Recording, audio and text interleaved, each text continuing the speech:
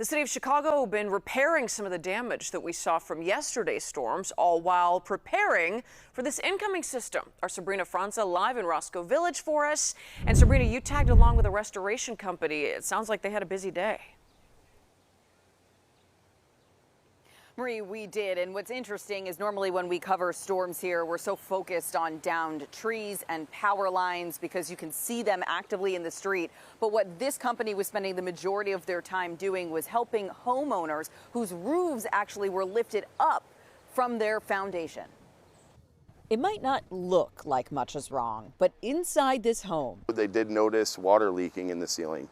That brings us to the fact, okay, upstairs, outside, right? The envelope of your home, your roof. Michael Gamond and his crew with Chicagoland-based Romex Terra Restoration found the roof had partially lifted. We're investigating that right now. Our exterior department is behind due to the storms, but we did respond within 60 minutes yesterday to ensure that the safety of the individuals inside, the occupants, are safe. In response, they'll tarp or shrink wrap the roof to keep it secured until a more permanent fix can be made, warning homeowners that to prevent this from happening. Main thing is securing outdoor patio furniture. That can cause a lot of damage, believe it or not, right?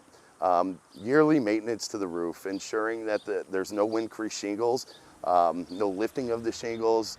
The caulking on the roof is secured. Citywide, thousands of people called 311 for help between when the storm began yesterday and 6 a.m. today. That includes over 4,000 people with a tree emergency, nearly 1,500 for other tree debris, and 323 reports of traffic signals out, according to the Office of Emergency Management. Major disruptions. Across Chicagoland, Gamond says this team received 50% more calls than they would on a normal day. They're preparing for the next round. We do have crews on standby for anyone that needs us.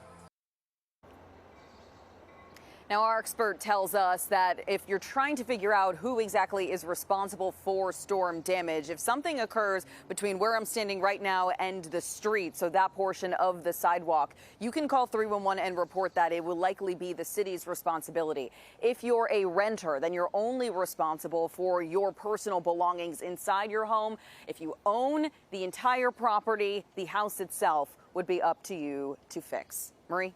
It's a good reminder. Sabrina Franza live for us in Roscoe Village. Thank you, Sabrina. After 2 days of storms, ComEd is fighting to keep up with the power outages across our area. Let's take a look now at the outage map on ComEd's website. Here you see those outages pretty widespread across the city and suburbs. Right now, more than 4,000 outages are reported, affecting nearly 130,000 customers. Our Sade Gray is live in Palos Heights. That's one of the areas in the dark. Sade. And Marie, ComEd says that they had 2,000 crews on the ground yesterday. Today, they've added another 1,000, many coming from outside of Illinois.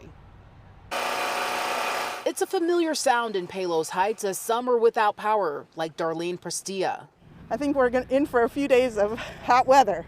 Prestia says she got a notification from ComEd that her power wouldn't be restored until Saturday.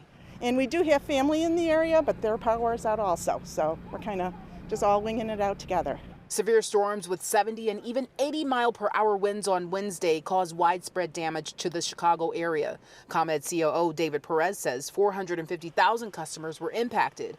Eileen Leonard lives right next door to Prestia and says she got in the house in the nick of time. I no more got in and closed the door, and I mean, wham, I mean, it hit out of nowhere. Just totally like a block of bricks hit you. Perez says as of 11 this morning, 68% customers now have power. They're expecting 80% of the outages to be restored by 11 tonight, but tonight's additional storms could cause even more damage. Our most impacted areas were from Crestwood to Chicago and from Alsip to Joliet. Perez says the other 20% are the most impacted areas, and it could possibly take longer to get their power restored because ComEd has to rebuild from the ground up.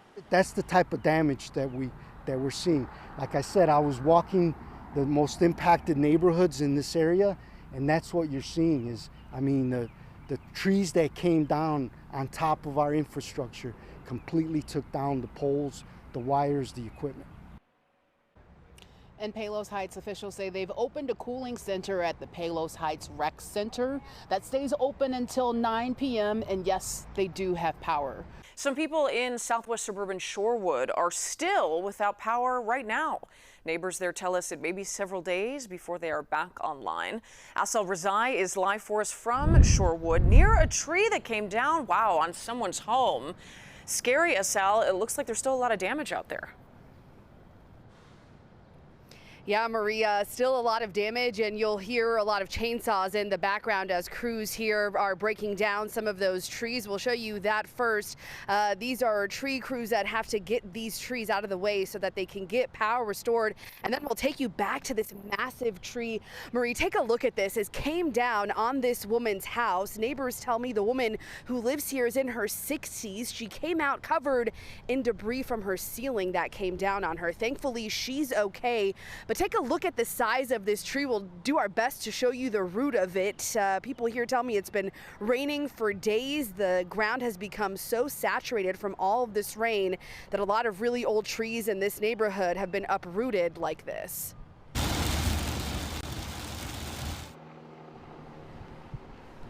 And here's what we drove through on our way here just a couple of hours ago. It's the last thing people need, more rain this afternoon, and we know there is more coming tonight. You'll see some bad damage at this woman's house that's just steps away from where we are now. She tells me you're looking at about $3,000 worth of cleanup ahead of her. Two massive trees, she says, are over 150 years old, coming down in her yard yesterday.